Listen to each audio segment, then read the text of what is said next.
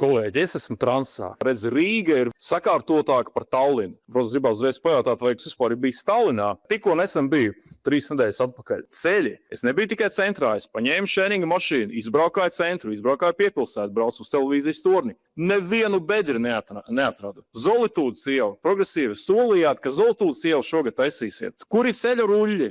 Nevienu neredzu pagaidām, visi bedrēs. Vecpilsēta speciāli gāju skatīties, cik ir tās izkārtnes pārdot izīrē vai iznomā. Atradu tikai vienu visā Vecpilsētā. Es nesaku, viņu ir vairāk, bet es personīgi atradu tikai vienu. Kurā vietā, piemēram, mums Rīgā ir tāds darījuma centrs, vienīgais, kas ir tāds mūsu tajā panorāmā pilsētas, ir tikai tas saules akmens, kurš tas ir arī vienīgais švesar projekts.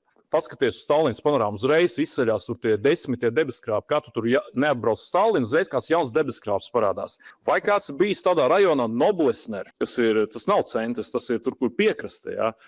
Šķidri skans te izskatās. Tajā Noblesnerā ir tāds jūras muzejs, es teiktu pasaules līmeņa muzejs. Pasaules līmeņa, visiem iesaka aizbraukt. Kas mums ir tāds pasaules līmeņa, piemēram, Rīgā?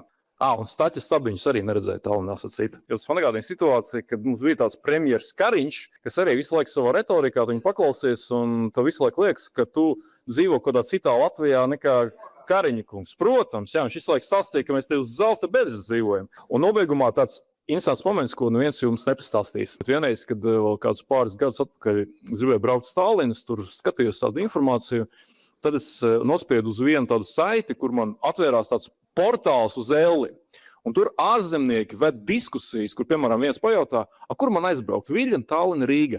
Iegooglējiet, ļoti iesaku, neiedziļināšos. Jūs ļoti daudz ko par Rīgu uzzināsiet, ko domā cilvēki, kas šeit nedzīvo. Paldies!